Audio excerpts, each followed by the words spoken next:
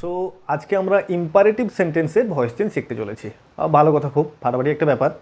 এবার দেখো ইম্পারেটিভ সেন্টেন্সটা আসলে কি। তোমাদের সামনে আমি একটা ক্লাসরুমের দৃশ্য তুলে ধরছি, একটু জাস্ট ইমাজিন করো। ধরো ক্লাসরুমে স্যার ঢুকলেন, এসেই বললেন কি, আগের দিন যে টপিকটা দিয়েছিলাম সেটা লেখো, রাইট দ্য টপিক। অর্ডার দিলেন উনি, এটা একটা আদেশ, তাই না? এবার ধরো তোমার সামনে তোমার পাশে যে বসে আছে বন্ধুটি, ও বলছে কি, ভাই ভাই ভাই প্লিজ প্লিজ প্লিজ টপিকটা তাড়াতাড়ি লেখ। কেন? কারণ তোমার দেখে সে লিখবে। তো এরকমই একটা ব্যাপার। তো এই যে তোমার বন্ধু তোমাকে বলছে ভাই ভাই প্লিজ প্লিজ লিখ, রাইট দ্য টপিক, এটা কিন্তু একটা রিকোয়েস্ট হয়েছে। এবার পাশের আরেকজন বন্ধু যে বসে আছে সে বলছে কি, সে তোমাকে সাবধান করে দিচ্ছে, ভাই সাবধানে কিন্তু লিখবি, একটু ভুল হয়ে গেলে স্যার কিন্তু মারবে। তো রাইট দ্য টপিক কেয়ারফুলি। দেখো এই তিনটা যে আমরা সিনারিও বললাম, একটাতে স্যার বলছেন রাইট দ্য টপিক, আরেকটাতে তোমার বন্ধু বলছে ভাই প্লিজ লিখ, তাড়াতাড়ি লিখ টপিকটা।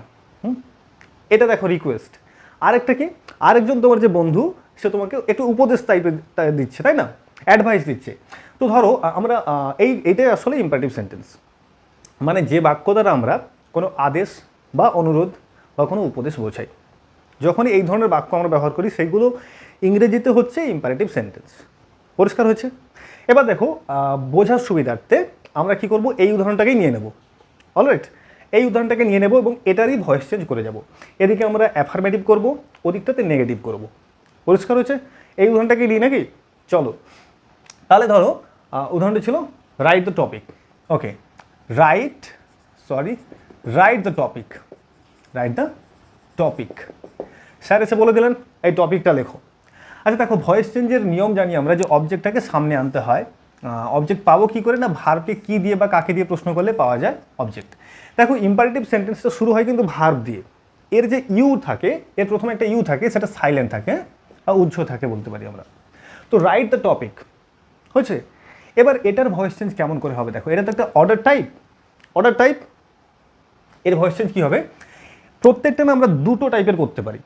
দেখো এটা লেট দিয়ে করতে পারি, প্রথমত লেট দিয়ে এই যে আমাদের অবজেক্টটা ওটা সাবজেক্টের জায়গায় চলে আসবে। আমরা আগের ভয়েস চেঞ্জগুলো যদি দেখেছি ক্লাসগুলো, সেখানে রুলগুলো সমস্ত বলা আছে, হয়েছে, সেটা দেখতে পারো।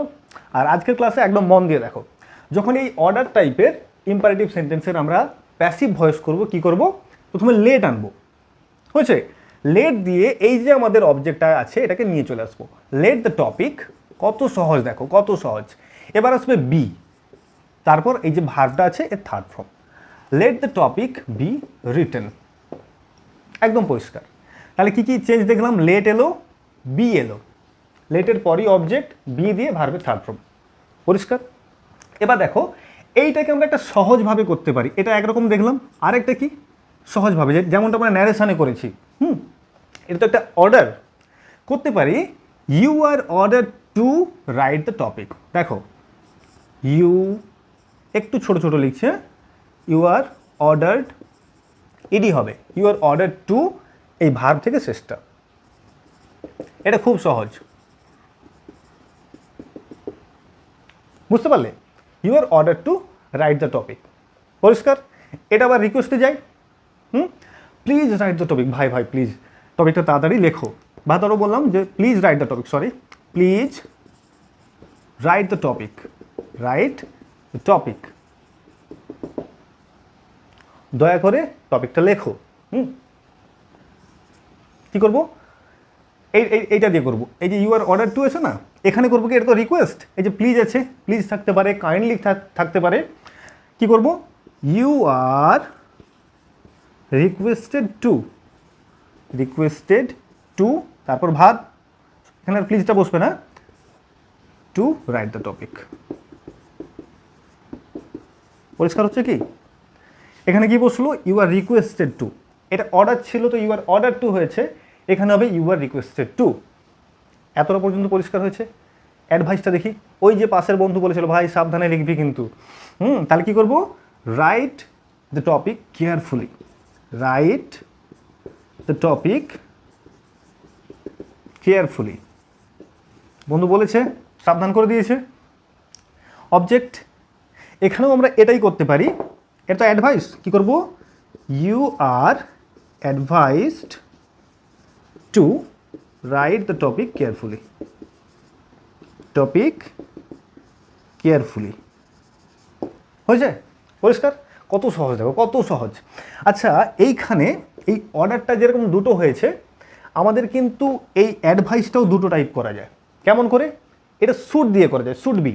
দেখো অবজেক্টটা চলে এলো, the topic should be written carefully. অনেকেই এই টাইপটা করেছো, বুঝছে? দেখো কি এলো, অবজেক্টটা প্রথমে বসে আছে, তারপর শুড বি এলো, ভার্বের থার্ড ফর্ম এসছে।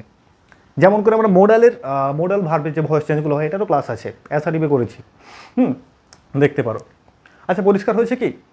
প্রথমে কি দেখলাম দেখো, একটু সামারাইজ করে দিই, হ্যাঁ। আচ্ছা, এটা আমাদের অর্ডার টাইপ, এটা রিকোয়েস্ট টাইপ, এটা আমাদের অ্যাডভাইস টাইপ। আচ্ছা, বুঝবো কি করে? দেখো অর্ডার তো বোঝাই যায়, রিকোয়েস্টও বোঝাই যায়। যদি কোনোটা না বুঝতে পারো তাহলে টোল্ড দিয়েও করে দিতে পারো, বুঝলে? টোল্ড দিয়ে করে দিতে, মানে ইউ আর টোল্ড দিয়ে করে দিতে পারো। দেখো, সো যেটা আমরা দেখলাম যে অ্যাডভাইসটা, এই অর্ডার আর অ্যাডভাইস, এটা দুটো টাইপ দিয়ে করা যায়। মানে প্রত্যেকটাতেই you are order to, you are requested to, order to, requested to or advised to দিয়ে আমরা বসিয়ে দিতে পারি। বাকিটা হয়েছে? প্লিজ বসবে না কিন্তু আর। আচ্ছা, সেকেন্ডলি কি দেখলাম, এই অর্ডারে লেট দিয়ে একটা হয়, আর অ্যাডভাইসে শুড বি দিয়ে করা যায়। পরিষ্কার হয়েছে কি না গোলাচ্ছে বলো তো? পরিষ্কার হচ্ছে? নেগেটিভ দিতে যাই, এই নেগেটিভ কেমন হয়? ধরো এটারই নেগেটিভ নিয়ে নিলাম, right the topic, don't write the topic. Imperative এরকম করে হয়, ডোন্ট রাইট দ্য টপিক। এটাকে আমরা দুভাবেই করবো, এটা এই লেট দিয়ে করবো, আর ইউ আর রিকোয়েস্টেড টু এটা দিয়েও করবো। দেখো লেট দিয়ে করলে কি হবে, let the topic not be written. এখানে কিন্তু নট টু বি হবে না, হয়েছে? লেট টু নেয় না, late the topic not be written, এরকম করে হবে। হ্যাঁ, আচ্ছা, এটা যদি এই অর্ডার দিয়ে করি, ইউ আর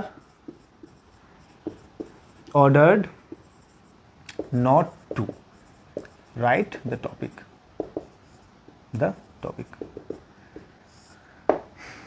হয়েছে?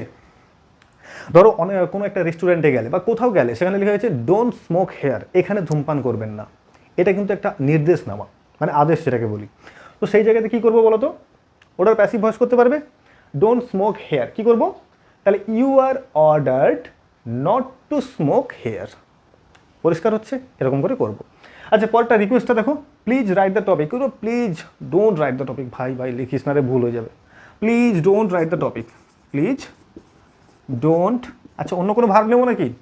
প্লিজ এটা করো না, প্লিজ ডোন্ট ডু ইট, এরকম নেবো? আচ্ছা, এটা দিয়ে দেখি, প্লিজ ডোন্ট ডু ইট, এটা নিলাম। হ্যাঁ, প্লিজ ডোন্ট ডু ইট, ইটটা আমাদের অবজেক্ট। তাহলে কি করবো? You are requested not to, তারপর টু বসে যাবো, মানে তারপর ভার্ব বসে যাবে, নট টু ডু ইট। পরিষ্কার? You are requested not to do it. কত সহজ লাগবে, দেখো কত সহজ লাগবে। তোমরা যদি একবার খাতাতে লিখে প্র্যাকটিস করো এবং লেখার পর যদি একটু দেখো, তাহলে তুমি খুব সহজ, রিয়েলি খুব সহজ। আচ্ছা, অ্যাডভাইসটা দেখি, right the topic carefully. Don't write the topic carefully, এটাও করা যায়। একটা অন্য কিছু নেই, ধরো ডোন্ট ফরগেট ইট, এটা ভুলে যাবে না কিন্তু, এরকম কোনো কিছু একটা ধরো বললাম, ডোন্ট ফরগেট ইট, এটা কিন্তু ভুলে যাবে না। বা তো হয়তো বললাম আমাকে ভুলে যেও না, কেউ ধরো বললো, তো সেই ধরনের সেন্টেন্সগুলোকে চেঞ্জ করবো প্যাসিভে। ডোন্ট ফরগেট ইট, এটাকেও দেখো দুটো দিয়ে করবো। একটা এটা দিয়ে করবো, ইউ আর অ্যাডভাইস টু, আর এটা দিয়ে করবো, পরেরটা দিয়ে করবো শুড বি দিয়ে। প্রথমটা ইউ আর অ্যাডভাইস টু, তাহলে ইউ আর বলো আমার সঙ্গে বলে যাও, অ্যাডভাইসড নট টু। এটা যেহেতু নেগেটিভ হচ্ছে, ডোন্ট দিয়ে হচ্ছে, তাই নট টু দেবো, হয়েছে? যেমনটা আমরা ন্যারেশনে করে এসেছি। ক্লাসটা না দেখলে কিন্তু ন্যারেশনের ক্লাসগুলোও দেখে নেবে, ভয়েসের আগে ন্যারেশনটা শিখবে। দেখো, ডোন্ট ফরগেট ইট, তা you are advised not to forget ইট।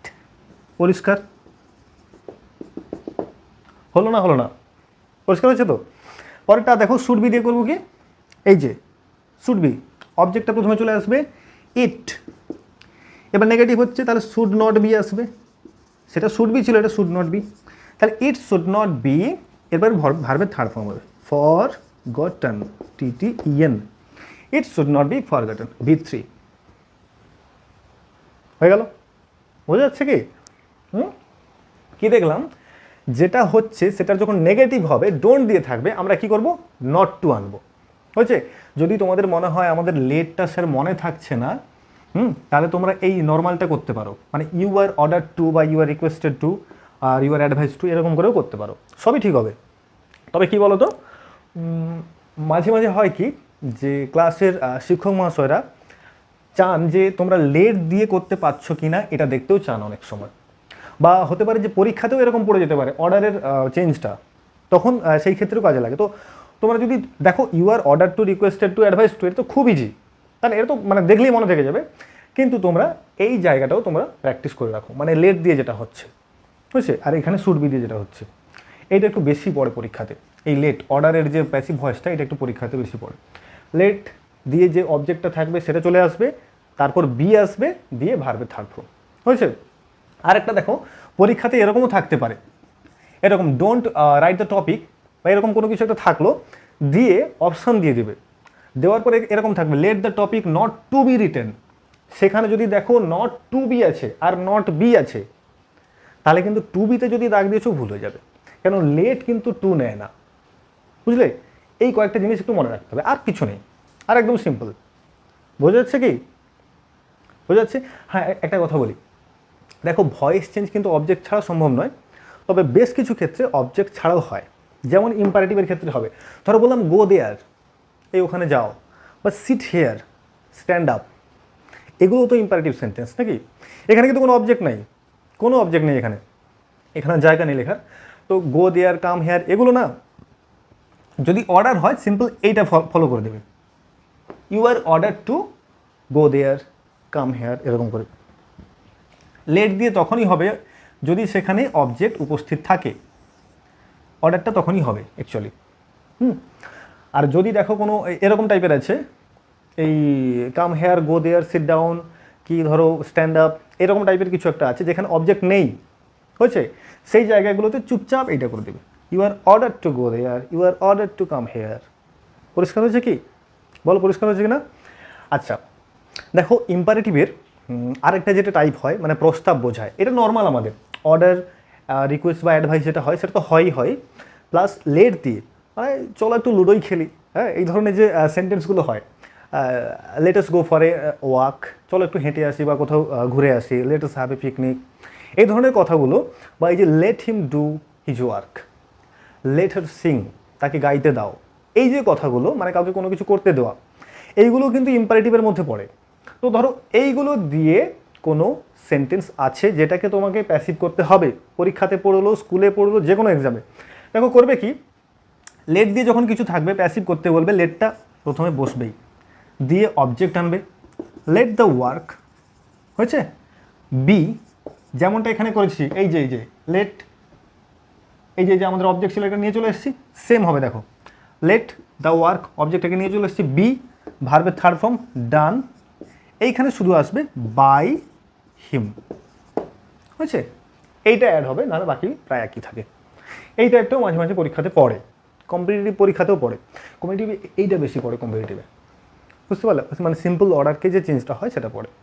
আচ্ছা পরিষ্কার হচ্ছে কি ব্যাপারটা? একদম ক্লিয়ার হচ্ছে ইম্পারেটিভ? পরিষ্কার হয়েছে তো?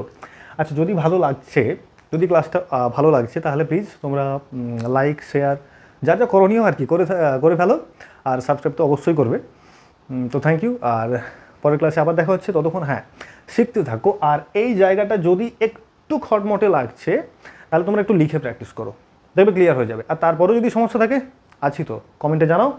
আর চাইছি, মানে চেষ্টা করছি শীঘ্রই হোয়াটসঅ্যাপ ফ্যাসিলিটি বা গ্রুপ যেসব ব্যাপার ট্যাপার থাকে সেগুলো নিয়ে একটু, সেগুলোর উপরেও একটু নজর দিতে হবে, দেওয়ার কথা ভাবছি।